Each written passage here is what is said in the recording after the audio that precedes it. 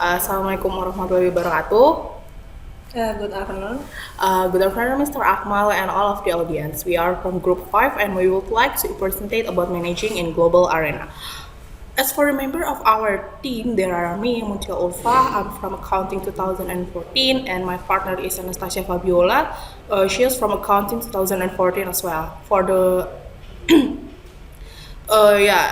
the managing in global arena, for the material, you can find it in synthesis on course material sections.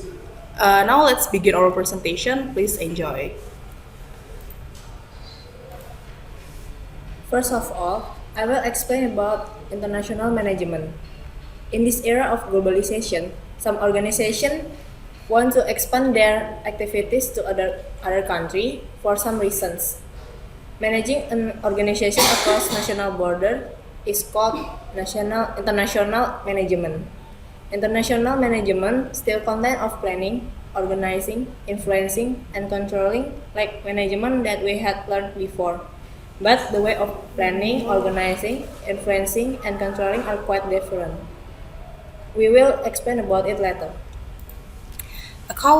Okay, let's begin with categorize of the type of organization. So as we can see in the slide, there are four types of organization based on their involvement or international transactions. On the left side, there is domestic organization, which has the lowest international involvement. Domestic organization means they operate in one country, acquire resource and sell its product in the same country as well. So international organization are organizations that are based primarily within a single country but making sales and purchase of material in other countries. About the multinational organization, we will explain about it briefly later.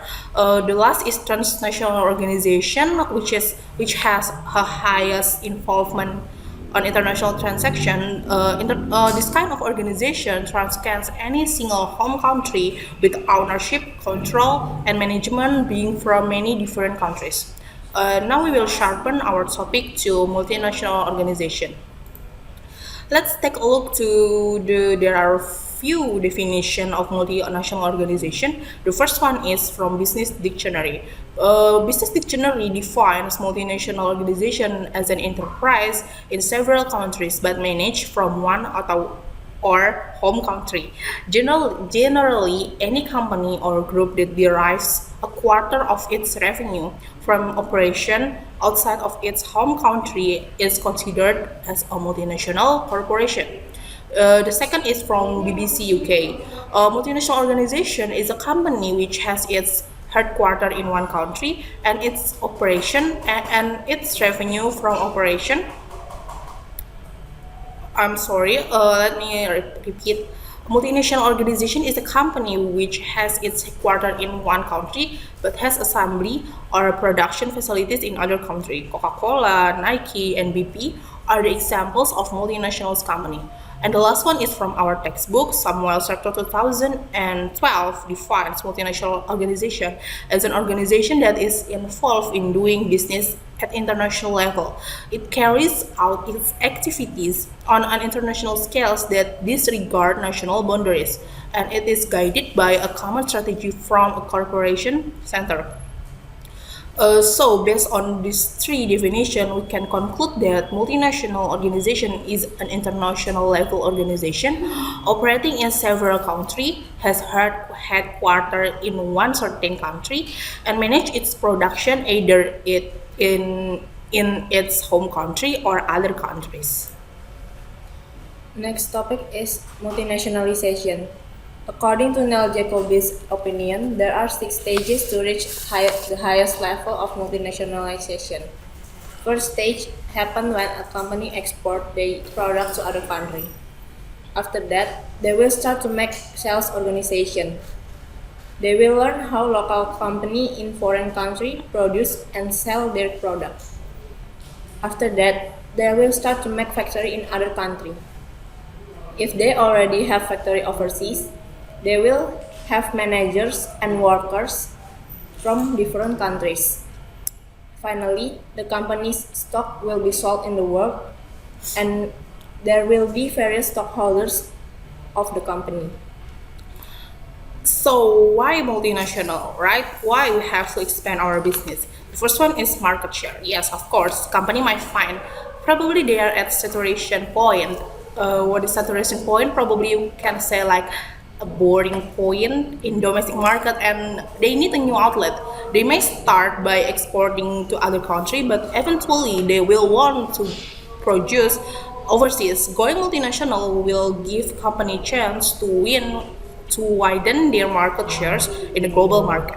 So the second one is premises and labor. We all know that cost of land and labor will be cheaper in developing countries.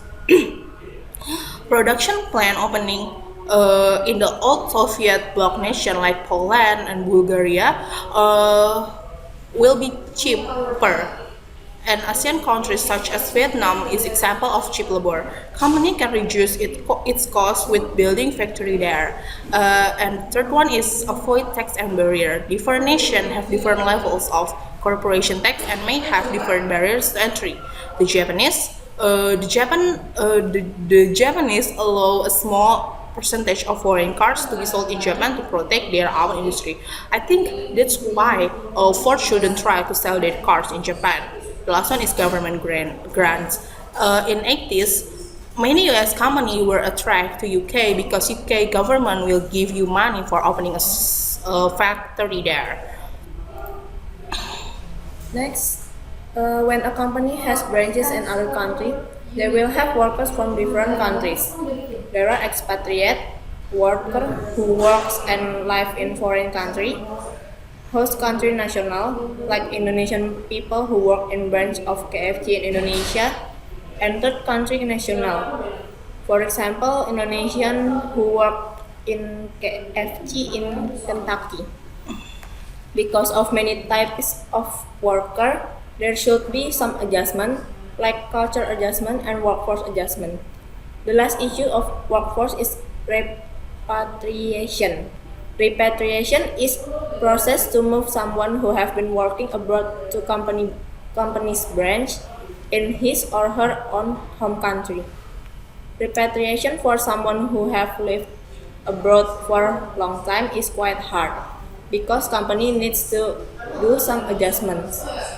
Some people who already accustomed to live happily in a better country and then they must go back to their country will get trouble to live happily in their own country.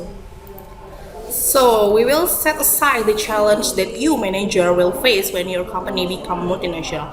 Now you guys might think after that condition, why still multinational? Why we have to build another factory outside of our country?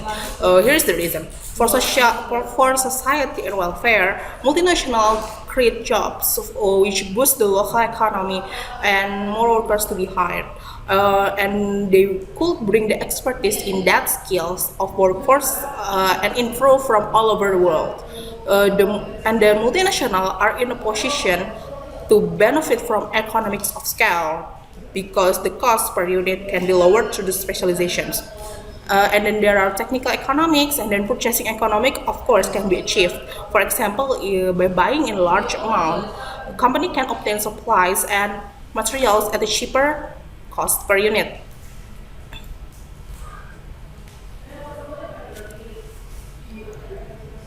But there are some disadvantage of multinational company. First, multinational company is difficult to be controlled because one branch in a country will use different currency with other branch in other country. Manager must compare profits from many branches in many places that use many different currencies. Other disadvantage, some companies get trouble from complicated politics between parent company and host country that prohibit the companies to reach their goals. The third disadvantage is investing in other country may make a company getting richer or more poor. The outcome of investment is uncertain. Okay, let's begin to the longest part of this presentation. Now we will talk about the four major management function. The first one is planning. The first component of planning is export and import. Export and import planning components emphasize reaching organization goals by importing, which is buying a goods or service from another country, or exporting, selling goods and service to another country. And then the second there is license agreement and then direct investing. This kind of investing uses the asset of one company to purchase the operating asset of another company. The next one is international joint venture. This kind of joint venture is a partnership formed by a company in one country with a company in another country for the purpose of pursuing some mutually desirable business undertaking. I think this is what Nokia and Windows did before Nokia collapsed. And then, in the order to plan properly, manager of multinational corporation or any other organization participating in the international arena must understand numerous complex and interrelated factors present within the organization international environment. There are three common agreement that we all know, but the first one is EU. EU includes Denmark, United Kingdom, Portugal, Netherlands, and so on. And then the second one is NAFTA. NAFTA is, as we can see from the name, the member of NAFTA is USA, Canada, and Mexico. And then the third one is APEC. APEC has 21 members and Indonesia is included inside. So the next one is organizing. In organizing, we will try to highlight at the managerial attitudes. So there are three attitude. There are three kinds of attitude that a manager could probably have. The first one is ethnocentric, polycentric, and geocentric. Sorry for the typo on the screen. Ethnocentric attitude reflects the beliefs that multinational corporations should regard home country management practices as a superior to foreign country management. So, managers with ethnocentric attitude are prone to stereotype home country management practice as sound and reasonable, and foreign management practice as faulty and unreasonable. The second one is polycentric. Polycentric attitude reflects to the beliefs that because the foreign managers are closer to the foreign organizational unit, they probably understand them better. And then the last one is geocentric. This attitude believes that the overall quality of management sorry about this. Let me repeat it again. Geocentric attitude believes that the overall quality of management recommendation rather than the location of manager should determine the acceptability of manager practice used to guide multinational corporation. And then there is influencing. Probably this is the most complex and challenge in the building a multinational organization. So culture is the set of characteristics of a given group of people. The component of culture that are generally designed as important are norms or beliefs, religion, skills, state of technology, and so on. In multinational company, managers should acquire working knowledge of language used in the country of that house. Foreign operation, they have to understand the attitude of people in countries, and they have to understand the needs that motivate people in that country to work better and better. The last one is controlling. So in the controlling section, there are certain complexities. The first one is to deal with the problem of different currencies.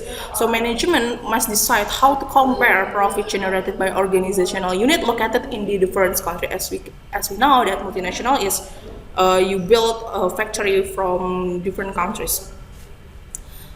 And another complication is that organizational units in multinational corporations are generally more geographically separated. This increased distance normally makes it difficult for multinational managers to keep a close watch on operation in foreign countries. And the last one is improving communication. Now we are going to talk about special issue of international management. First, maintaining ethics in international management. Management must respect local traditions. They must know about national holiday and make sure they work their workers can get holiday when they should get it. Second, preparing expatriates for foreign assignment. Expatriates who will work abroad need special training context of culture profile, culture adaptation, logistical information, and application. Alright, this is the summary of our presentation. There are definition of multinational companies and then the condition that the workforce condition that manager of multinational company have to face, and then the advantages and the disadvantage of building of going multinational, and then four major function of manager in a multinational company. So, and then the last one, this is our reference. And we would like to thank you guys for watching this presentation. See you next time.